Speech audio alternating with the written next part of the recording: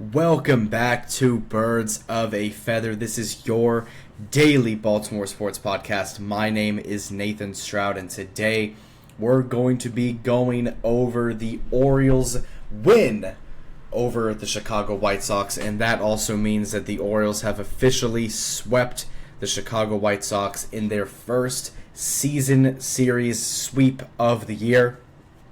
First time that they've swept the team this season, and they do it against the infamous White Sox, the team that last year had the worst record in MLB history.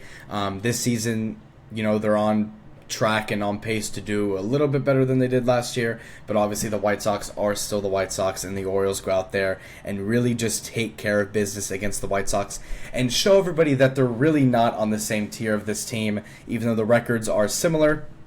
From a talent standpoint, we are not on the same tier as these guys, even with all the injuries that we have.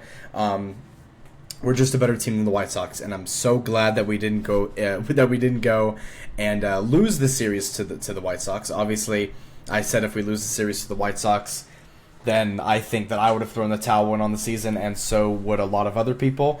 But the Orioles do quite the opposite of that, and they go out there and get the sweep against the White Sox.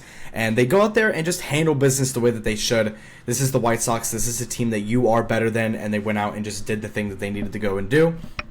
And it also was very, very much needed for the position that we're in with how many games below 500 we are, and just the position that the team is in right now. This was such a much-needed win that this team needed. I think we're 14. Yeah, we're 14 games under 500 right now. We're slowly but surely moving our way up back into a position where we can, maybe be competitive this season. Obviously, we still have a very long way to go with that, but the Orioles go out there, take care of business, do their thing today. They sweep the White Sox. It was another very close game. It was a 3-2 game. The Orioles went out there, got some timely hits, got guys on base, got scored runners. A lot of hustle from this team today, and then Charlie Morton was the starter in today's game, and he went out there and had a fantastic day. The only run that he gave up was a run that probably shouldn't have been given up. Jackson Holliday made a pretty bad mistake on picking up the ball at second and throwing it to first. So that was the only run that Charlie gave up. He had an excellent day today. Vintage Charlie Morton, 100% his best start that he's had this season. And I've said that on the past couple of Charlie Morton appearances. So slowly but surely, Charlie Morton is starting to get back to the player that we signed him to be, and getting back to the player that could just go out there and eat innings for us, which is what he's there to do. But he has an excellent day today, and let's just get right into this game. Going over this White Sox and Orioles game, the Orioles win 3-2 in this game, another very close game. Game 1, we won 2-1. Game 2, we won 4-2. And Game 3, we won 3-2. So 3 extremely close games. I wouldn't say any of these games were like needle-moving wins, but also you look at the injuries that we have, plus everything like that. But the pitching in this series was phenomenal. Game 1 only gave up 1 run. Game 2 only gave up 2 runs. Game 3 only gave up 2 runs. Excellent pitching for the Orioles in this series. In the 27 innings that the series was, we only gave up 5 runs in 27 innings. That is excellent no matter who it is. But going over the offense today, the offense went out there and put up 8 total hits, only got walked 1 time, so 9 total base runners, left 5 guys on base, and went 2 for 8 with runners in scoring position. So a solid day for the offense. 3 runs isn't anything crazy, but it was enough to go out there and get the win. Jackson Holliday in this game goes 1 for 4 with a run scored. Ramon Urias was batting second today. He goes 2 for 4 with an RBI. Gunnar Henderson goes 2 for 4. Ryan O'Hearn goes 0 for 2 with an RBI and a walk. Kobe Mayo goes 0 for 4, but he does get a run scored. Then Emmanuel Rivera came in, didn't get in that bat. Dylan Carlson goes 1 for 3 with an RBI. He continues to have, very decent games, and slowly but surely Dylan Carlson is becoming a solid, switch guy in terms of being like a switch outfielder and somebody who is going to be a rotational guy in the outfield. He's becoming somebody that's been very reliable recently in terms of just getting on base. So shout out Dylan Carlson for that. He did drive in a big run in the 6th inning. Then Jorge Mateo goes 0 for 3. Heston Kjerstad goes 1 for 3. And then Michael Handley goes 1 for 3 with a run scored. So obviously not an incredible day on offense. They went out there, did their thing. It was enough for the win. 2 for 8 with runners in scoring position. 5 guys left on base. Not anything too crazy. No home runs were hit in this game by the Orioles. There was one hit in this game by Luis Robert Jr. from the White Sox, but the Orioles went out there and really just did their thing today. I'm happy for them. I'm happy that the offense is, starting to find a little bit of consistency. It was a low-scoring game. Overall, this entire series was low-scoring for both sides. In the first game, the Orioles only put 2 runs, then 4 runs, then 3 runs. So it wasn't any, out-of-this-world crazy number where we're putting up, 11, 12, 15 runs in a game. It was a very low-scoring game, but the Orioles were able to win these close games, which is a very telling sign for the future that they're able to, grit through everything and win these close games. And going over to the pitching, we got to talk about Charlie Morton, who is 100% player of the game today. Didn't allow an earned run at all this game. The only run that was scored on him was from an error that Jackson Holliday made. But Charlie Morton in this game goes 6.2 innings, gives up 6 hits and a walk, but 0 earned runs and 7 strikeouts. So no runs on Charlie Morton that were his fault. 6.2 innings, 6 hits, a walk, 7 strikeouts, no earned runs, and 100 pitch count across those 6.2 innings. And his ERA is officially below a 7 for the first time this year. It's at a 6.2. It's dropped about a whole 5 points since the disaster class that was his first 5 or 6 starts this season. So since then, he's been really, really, really good. As a starter, he's been good in the past 2 starts that he's had. He's gotten granted the win in both, and also in the bullpen appearances that he had as well. So I would say it might be safe to say that Charlie Morton might be back in this pitching rotation, maybe as our 5th guy. We'll see.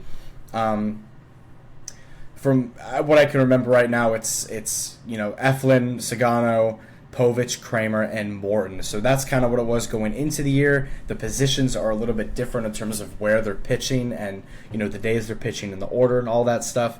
But those are still the same 5 guys, and we'll see how long that's going to stay the same.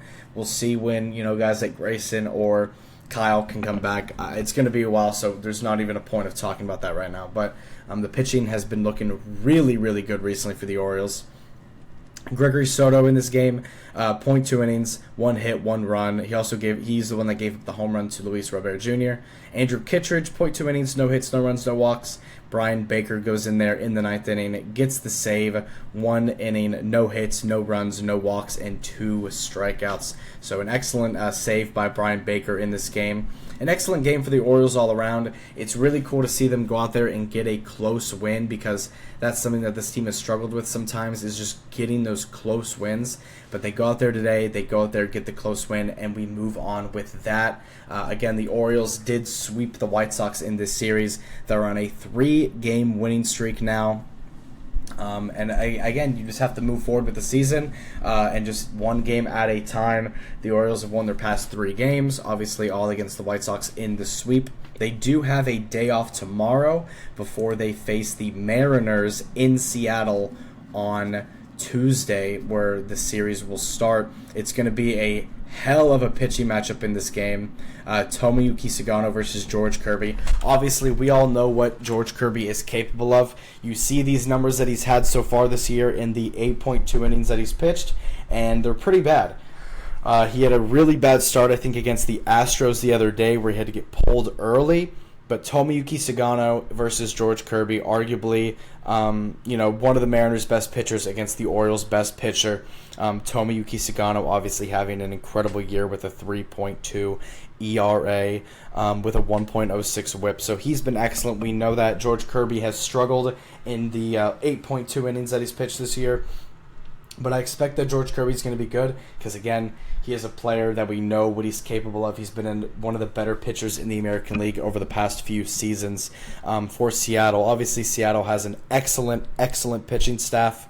And It's a pitching staff that it's hard to get runs against, and if the Mariners go out there and put up a decent amount of runs, a lot of the times they win those games. That's how they've won a lot of games this season, and that's how they're competitive in their division with the Astros and the Rangers. So, in this game, in this series, really, the biggest key to the series, getting off to an early start, getting to their bullpen as soon as possible, and just going out there and dominating on offense. I'm starting to, earn a little bit of trust back in this pitching.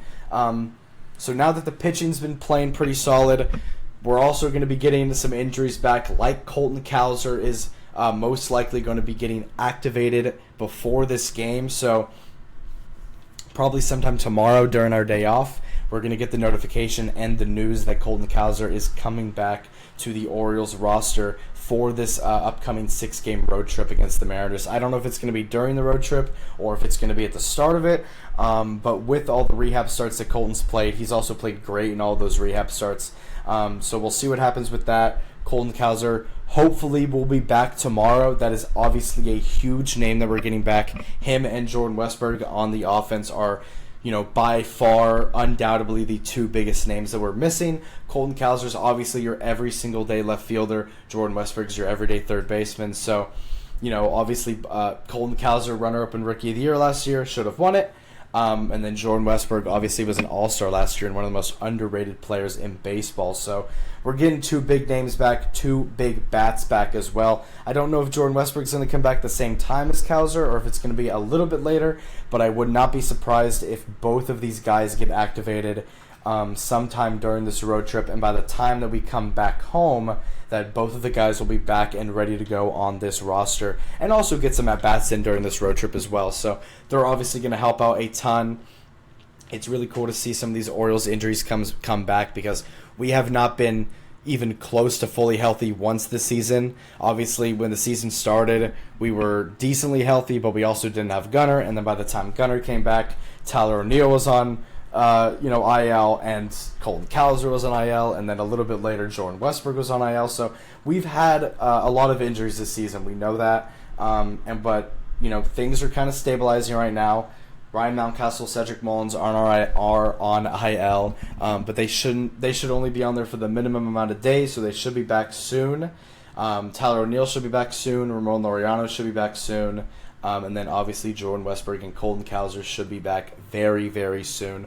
So that's very exciting to see. The pitching starting to settle in. The offense is, going out there and doing enough to win games and doing decently well with runners in scoring position. And then we're also getting some injuries back. So when you mix all that together, obviously the opposite of that was kind of the start of the year where the pitching was bad, the injuries, the offense couldn't score with runners in scoring position. So the opposite, things are really starting to turn. The tides are starting to turn for this team, and things are really starting to happen for this team right now that are positive. And it's about damn time that this is happening. This team has been through so much this season already, and it's not even All-Star break, and this team has been through so much, just different stuff. And it's going to be really cool to see them back healthy, but just because they're healthy doesn't mean that you're going to go out there and get wins. They still got to go out there and produce. They still got to go out there and show that we are one of the better teams in the American League when we're fully healthy and playing at our best. And hopefully they can go on a nice little run. They've already gone on a nice run recently. They've won, 7 of their last 10 games now. So they're on a nice run. I mean, they're on a decent run right now. This is what we've been waiting to see. Obviously, they got the sweep today. But if you look at their past, we'll go back to the Red Sox series where they've won 6 now of their last 7, 8. They've won 6 of the last 8 games. They've won 6 of their last 8 games. The only 2 losses that they had were the 2 losses to the Cardinals, where they lost that series. And in both of those games, they had the lead. But speaking of having a lead, the White Sox didn't actually have a lead once this entire series. The Orioles always were ahead in this series, which is nice to see. But against the Mariners, it's going to be a lot harder of an opponent. Hopefully they can go out there, just go. If they can go out there and score runs, things will be looking good for this team. So thank you guys so much for tuning into and listening to this episode of Birds of a Feather. If you guys enjoy this content, make sure to subscribe on YouTube, follow up on Spotify, and make sure to follow up on all the socials for any updates of stuff going on with these episodes. I'm not going to have an episode tomorrow because it is a day off. We'll see if there's any Ravens news that we can talk about tomorrow. We'll see. I might put out a Ravens episode if something interesting is happening. They've just been kind of going through OTAs. And again, it is like the dead spot of the offseason, but things are really about to start picking up with football, so that's going to be very exciting. Obviously, the Orioles got a big sweep against the White Sox, which was huge, absolutely huge for this team, and we move on and move forward throughout the season with that. But again, thank you guys so much for all the support. I appreciate it very, very, very much. And I'll have an episode up on Tuesday, sometime Tuesday night, talking about Game 1 of that Seattle series, and I'll see y'all in the next one. Y'all have a great y'all's day. Love you all. Peace out.